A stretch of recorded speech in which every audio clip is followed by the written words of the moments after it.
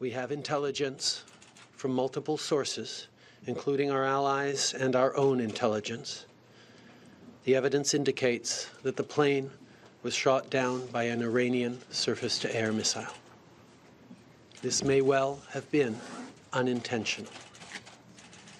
This new information reinforces the need for a thorough investigation into this matter. Canada is working with its allies to ensure that a thorough and credible investigation is conducted to determine the causes of this fatal crash. As I said yesterday, Canadians have questions, and they deserve answers. That was Canadian Prime Minister Justin Trudeau addressing the downed Ukraine passenger jet that killed 176 people in Iran. 63 of the victims were Canadian citizens.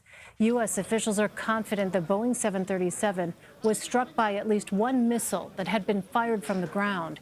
It was likely hit by an Iranian anti-aircraft system. For more, let's bring in Lara Seligman. She is a Pentagon correspondent for Foreign Policy magazine. Thank you so much for being with us. How does this downed passenger jet complicate the already tense situation with Iran?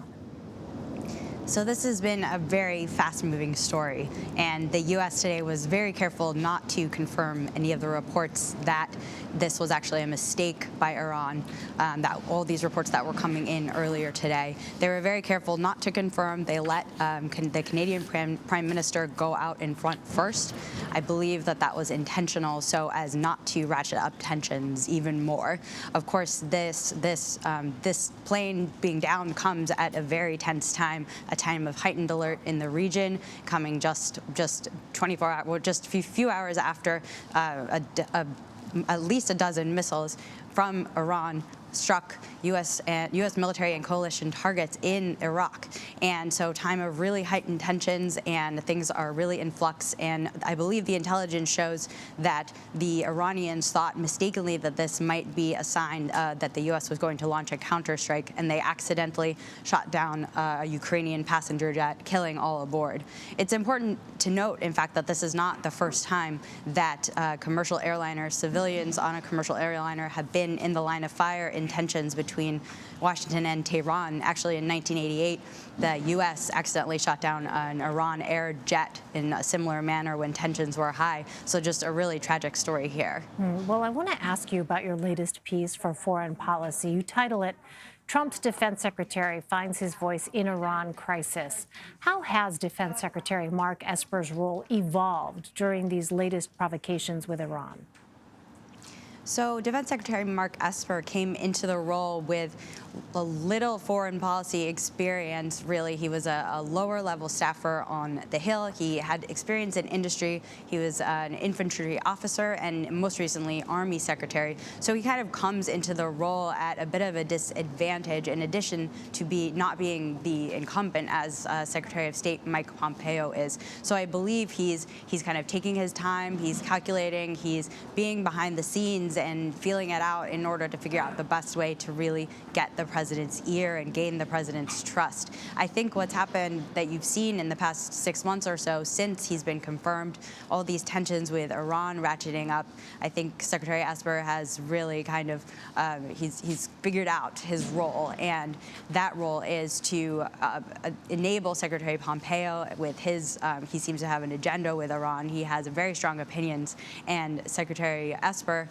wants to enable that and present all of his options, all of the options available to the president. He doesn't want to get crosswise with the president. He's been very, very careful about that. But in recent days, he has, in fact, come out more and more forcefully, I believe, on Iran, and even in some cases stepping a little bit on Secretary Pompeo's toes, saying that urging Iran to step up and negotiate. But it was interesting to watch the cycle of events over the last couple days. Initially, after the strike on General Soleimani, it was Pompeo that was out on the airwaves, out on the Sunday shows. But I'm told that that was actually a deliberate decision not to have the Secretary of Defense out there in order to ratchet down tensions. So from what I'm being told, Secretary Esper is sort of taking control. He's a key decision maker. He's purposefully being a little bit behind the scenes, but that shouldn't be in no way be mistaken for not having a role. Interesting. Well, I know you spoke with former CENTCOM Commander Joseph Votel about the ongoing conflict with Iran. What was his take on the situation? His take was it would be foolish of us to assume that Iran, just because they say they're done, that they are actually done. I think that the Iranian officials have certainly sent signals that they want to de-escalate.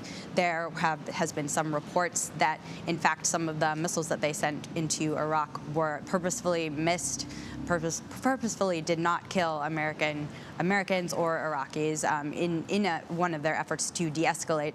But the Secretary Esper and even Vice President Pence have kind of dismissed those reports, saying those missiles intended to kill.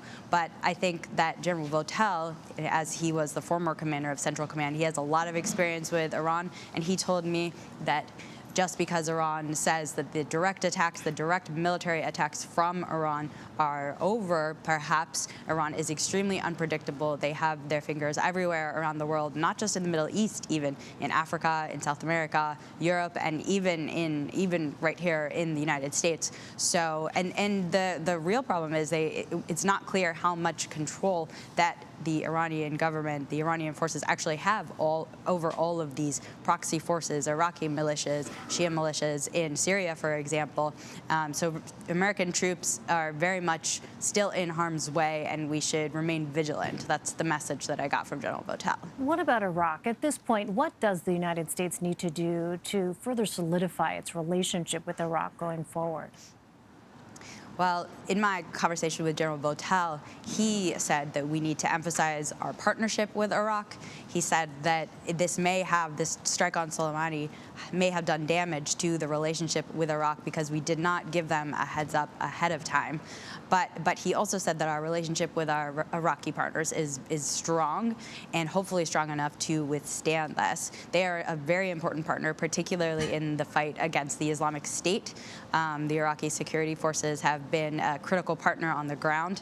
And the Iraqi government also, we have allies there. And particularly regarding the resolution, the non-binding resolution that the Iraqi parliament voted on the other day to ask the government to expel U.S. troops from Iraq, General Votel was very insistent that the U.S. presence in Iraq should stay, and that it is very beneficial to the people of Iraq and the people of the Middle East broadly, in particular to get rid of Iran's influence in the region, and that if the Americans leave, then Iran will only have won further and will be able to extend its influence even further in the Iraqi government and Iraq itself.